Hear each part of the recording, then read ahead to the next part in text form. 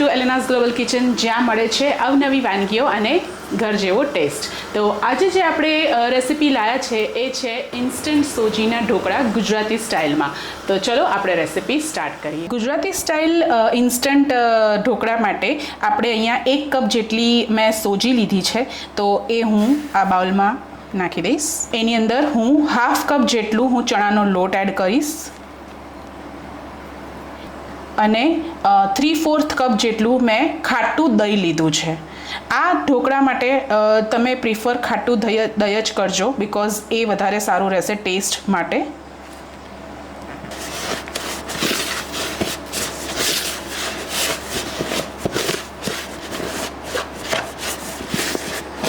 હવે હું આની અંદર થોડું કરીને પાણી એડ કરીશ, જેથી લમ્સ ના પડે, કેમ કે આપણે ચણાનો લોટ નાખ્યો છે એટલા માટે.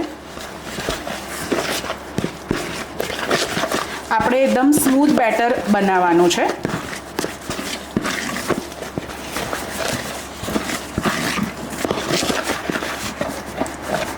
અત્યારે બધાની લાઈફ એટલી બિઝી થઈ ગઈ છે કે જે આપણે ઓથેન્ટિક જે આપણે ઢોકળા બનાવીએ છીએ એના માટે આપણે બધું ફર્મેન્ટ કરવું પડે છે. 1 દિવસ પહેલાં આપણે બધું સોક કરીને ગ્રાઇન્ડ કરીને ફર્મેન્ટ કરવું પડે છે.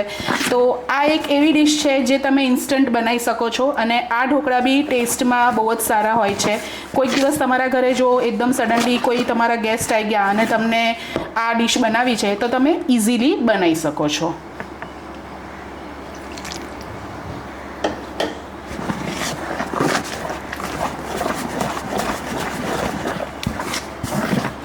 હવે આપણું જે આ બેટર છે એ રેડી છે, બટ આપણે આને થોડીક વાર માટે 15 to 20 મિનિટ્સ માટે આપણે એને રેસ્ટ આપીશું, બિકોઝ સોજી છે, સોજી થોડીક વાર રહીને ફૂલી જતી હોય છે, એટલે આપણે આ બેટરને થોડીક વાર માટે રેસ્ટ આપીશું.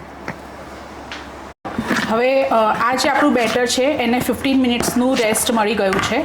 તો હવે આની અંદર આપણે હળદર નાખી દઈશું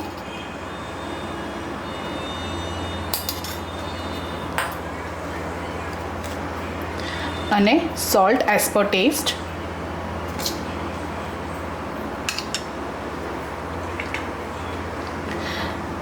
મેં તમને આમાં જે મેં પહેલાં પાણી જે એડ કર્યું હતું એનું મેઝરમેન્ટ હું તમને કહેવાનું મારે રહી ગયું હતું, તો હું તમને કહી દઉં છું કે જે પહેલાં જે મેં પાણી નાખ્યું હતું એ મેં 3/4 કપ જેટલું પાણી એડ કર્યું હતું. એનાથી મેં બેટર બનાવ્યું હતું. હવે મને થોડુંક એવું લાગે છે કે મારે ફરીથી થોડુંક પાણી એડ કરવું પડશે. અને જ્યારે બી તમે હળદર નાખો તો હળદરને સારી રીતે તમે બેટરમાં મિક્સ કરી દેજો, નહીં તો જ્યારે આપણે ઈનો રાખીશું તો ઈનો અને સોલ્ટ બંને મિક્સ થશે તો જે આપણું ઢોકળા હોય છે એમાં રેડ કલરના સ્પોટ્સ થઈ જાય છે. તમને કદાચ ક્યારેક જોયા હોય તો એટલા માટે. એટલે ઈનો અને હળદર નાખતી વખતે થોડુંક તમે ગેપ રાખજો અને હળદર નાખ્યા પછી સારી રીતે હળદરને બેટરમાં મિક્સ કરી લેજો પહેલાં. અને આની અંદર હું આ મેં ક્રશ કરી લીધું છે આદુ અને લીલા મરચાં, એ બી એડ કરી દઈશ.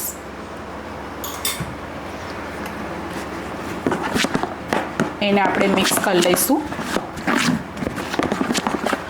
અને આની અંદર આપણે થોડુંક 2-3 ચમચી પાણી થોડુંક એડ કરીશું.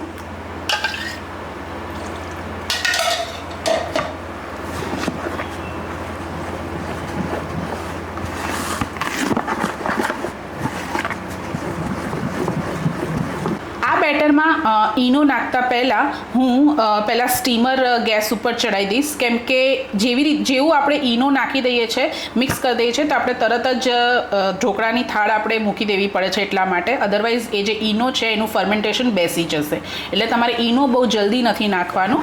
તો એના પહેલાં હું સ્ટીમર મેં આવી રીતે અહીંયા મૂકી દીધું છે. તો અને એની અંદર મેં પાણી આવી રીતે અડધે સુધી લીધું છે. આ જે તમારું સ્ટીમરની જે લાઈન હોય એનાથી અડધે સુધી તમારે પાણી લેવાનું છે. તો મેં ત્યાં સુધી મેં પાણી લીધું છે અને આની અંદર તમે લીંબુ બી એક સ્લાઇસ નાખી શકો છો, જેથી જે પાણીમાં ક્યારેક જે ક્ષાર હોય છે એ તમારા એને ખરાબ ના કરે વેસલને, સ્ટીમરને, એટલા માટે. તો આવી રીતે આ લીંબુ બી હું આ પાણીમાં નાખી દઈશ અને આ સ્ટીમરને આપણે બંધ કરી દઈશું અને ગેસ ઓન કરી દઈશું. આવી રીતે મેં આ ઢોકળાની પ્લેટ લઈ લીધી છે. એની અંદર હું ખાલી 2-3 ડ્રોપ્સ તેલના નાખીશ. આપણે બહુ નથી ઓઇલ લગાવવાનું. તો આવી રીતે જે ઓઇલ મેં નાખ્યું છે એના આવી રીતે હું સ્પ્રેડ કરી દઈશ.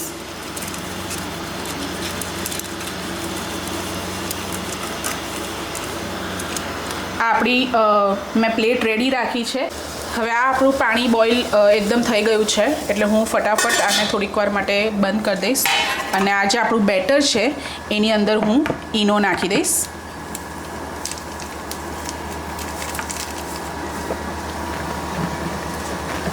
અને આપણે આને મિક્સ કરી લઈશું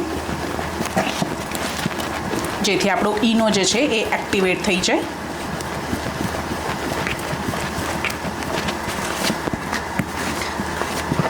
તમારે બેટરને ઓવર મિક્સ બી નથી કરવાનું.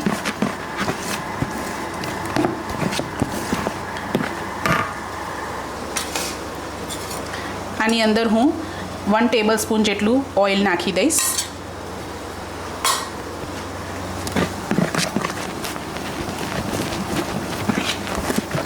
હવે આ બેટરને આપણે આજે આપણે પ્લેટ રેડી કરી હતી એની અંદર પોર કરી દઈશું.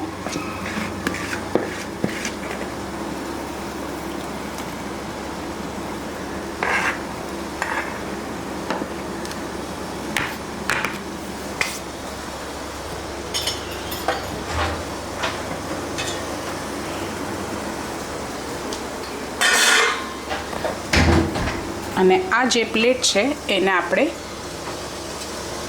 આની અંદર નાખી દઈશ, આવી રીતે મૂકી દઈશું. અને એની ઉપર હું આવી રીતે આ જે લાલ મરચું હોય એ આવી રીતે સ્પ્રિંકલ કરી દઈશું.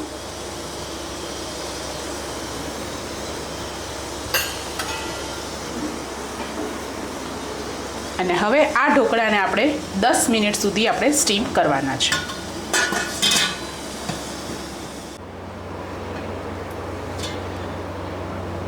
આપણા આ જે ઢોકળા છે એ રેડી છે. સરસ એવા આપણા સ્ટીમ થઈ ગયા છે અને સરસ એવા આપણા ફૂલ્યા બી છે. તો હવે આને આપણે કટ કરીશું.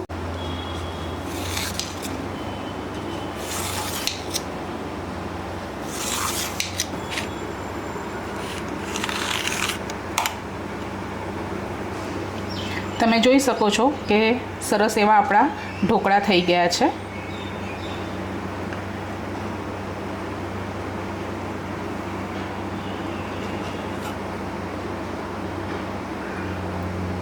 હવે આની ઉપર આપણે વઘાર કરી દઈશું. હવે આપણે ઢોકળા ઉપર જે આપણે વઘાર કરવાનો છે એ આપણે કરીએ છીએ. તો એના માટે મેં આવી રીતે આ વઘારિયું લઈ લીધું છે. એની અંદર મેં તેલ એડ કર્યું છે. હવે જેવું તેલ ગરમ થશે એટલે આપણે રાઈ જીરા હિંગનો વઘાર કરીશું. આપણે રાઈ નાખી દીધી, જીરું, હિંગ,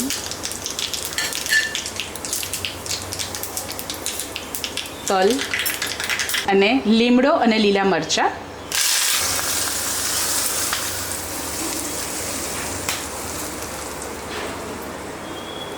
તો જોયું ને ફ્રેન્ડ્સ, કેવા એકદમ ઇન્સ્ટન્ટ આપણા સોજીના આ ઢોકળા બની ગયા. તો તમે તમારા ક્યારેક તમારા ઘરે એકદમ ગેસ્ટ આવી જાય તો તમે આવી રીતે બી ઢોકળા બનાવી શકો છો. તો આવી જ અવનવી વાનગીઓ જોવા માટે પ્લીઝ મારા ચેનલને લાઇક, શેર એન્ડ સબસ્ક્રાઈબ કરી દેજો. Thank you for watching.